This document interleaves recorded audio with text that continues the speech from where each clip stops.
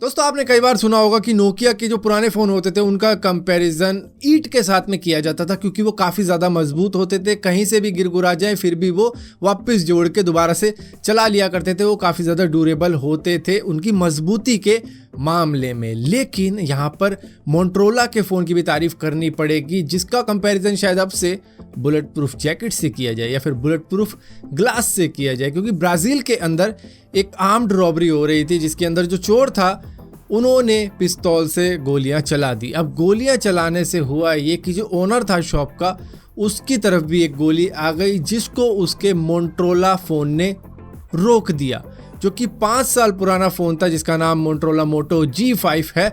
और वो पूरी तरीके से चकनाचूर तो हो गया, जो कि आप इस फोटो के अंदर देख रहे होंगे। काफ़ी ज़्यादा बैंड बूंड हो चुका है, लेकिन फिर भी इसने बुलेट रोक दी थी। जिसके बाद में जब ये बंदा हॉस्पिटल ले जाया गया तो यहाँ पर कुछ उसके ब्रूजेस आए रखे थे, बस इतनी ही चोट थी, बाकी कुछ भी नहीं हुआ था। इनको वापस ही घर भेज दिया कि तुम बिल्कुल ठीक हो, बुलेट रोक दी है तुम्हारे मोबाइल ने। जहाँ पर अगर मोबाइल ना होता तो बुलेट इनके शरीर में घुस जाती, लेकिन मोबाइल की वजह से ये बुलेट वहीं पर रुक गई। लेकिन इसके अंदर एक खास बात और थी कि चलो फ़ोन तो था ही, लेकिन इसमें द इनक्रेडिबल हल्क का बैक कवर भी मौजूद था, जिसको देख के कई लोगों ने कहा कि हाँ, इस कवर की वजह से भी शायद कुछ बात बनी है जिसकी वजह से वो बुलेट रुकी है। लेकिन जैसे देख रहे हो कि बॉडी ने ही सारा इम्पैक्ट झेल लिया था उस फ़ोन की। दोस्तों आप सभी लोग व्हाट्सएप को यूज़ करते हो और आपको बड़े अच्छे तरीके से मालूम है कि व्हाट्सएप फेसबुक का है, लेकिन यहाँ पर गूगल ड्राइव के अंदर क्यों आपकी फिर चैट्स, इमेज, वीडियो वगैरह सेव होती चली जाती है, जो भी लोग डेली बैकअप लेते हैं।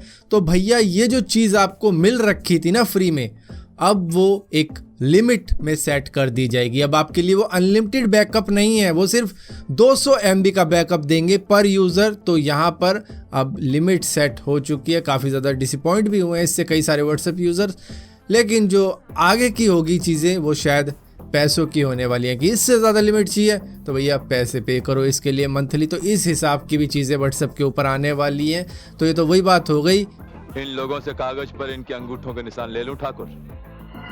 अभी नहीं, पहले इन लोगों को हराम की खाने की आदत पड़ने दो, उसके बाद।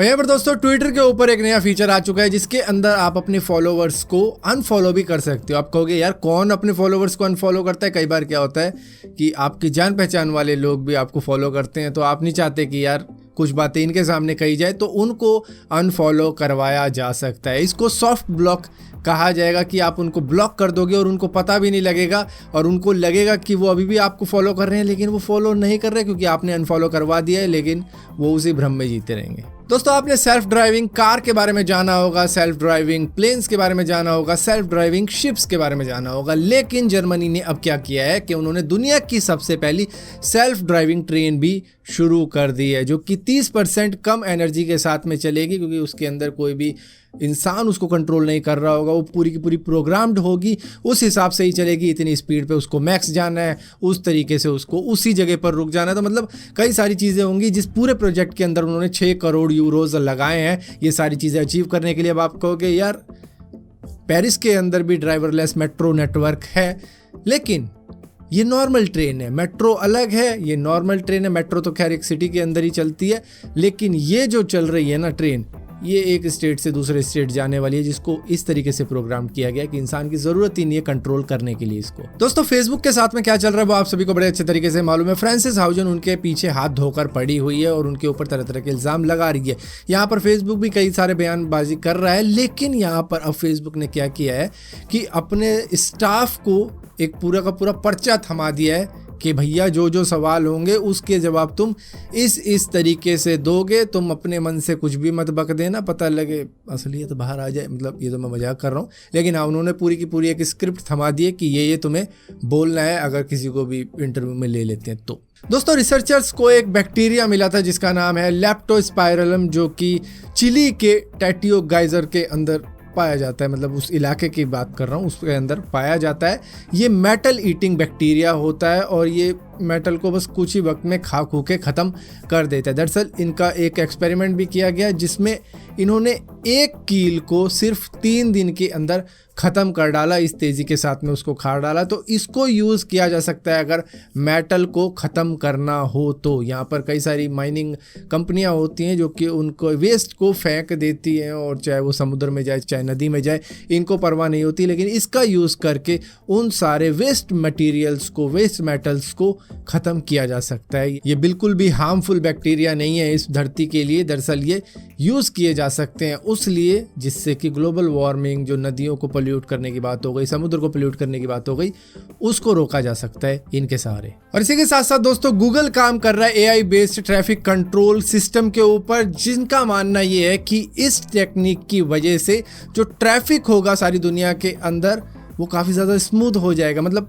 कई जगहों पर क्या होता है कि फ़िक्स टाइम होता है, जैसे कि इंडिया का ट्रैफिक अगर देखा जाए तो ट्रैफिक लाइट फिक्स होती है कि इतने टाइम पर ये इस तरीके से रिएक्ट करेगी, इसकी 60 सेकंड तुम पहले चलो, 60 सेकंड बाद तुम चलो, उसके बाद में वो रेड लाइट, उसके बाद में वो रेड लाइट, उधर से ग्रीन लाइट, तो ये सारा चक्कर रहता है। लेकिन इनके ट्रैफिक सिस्टम कुछ इस तरीके से काम करेंगे कि वो एआई बेस्ड होंगे। वो देखेंगे कि भैया किस रोड पे किस तरीके का ट्रैफिक है, उनको छोड़ देना चाहिए पहले, उसके बाद में दूसरे का नंबर आना चाहिए। तो ये इस तरीके से काम करेगा जहाँ पर फिक्स टाइम नहीं होगा, सबको अलग अलग टाइम दिया जाएगा, डिपेंड करेगा किस रोड पे कितना ज़्यादा ट्रैफिक है, जिससे कि 20% तक ट्रैफिक जाम कम किया जा सकता है। और इसी के साथ साथ ये जो सिस्टम होगा ये इनके भी जो गूगल मैप होगा उसके अंदर भी काम करेगा। ये मेरा आइडिया है कि गूगल मैप में भी फिर दिखाया जाएगा कि भैया रेड लाइट में इतने जाम पड़ा हुआ है, उधर आगे इतना जाम पड़ा हुआ है। तो वैसे तो दिखा देते हैं, लेकिन हाँ फिर भी उससे भी काफ़ी ज़्यादा फ़ायदा होगा कि इस रोड पे आपको इतनी देर ट्रैफिक के लिए रुकना पड़ सकता है। तो ये सारी चीज़ें वैसे तो है,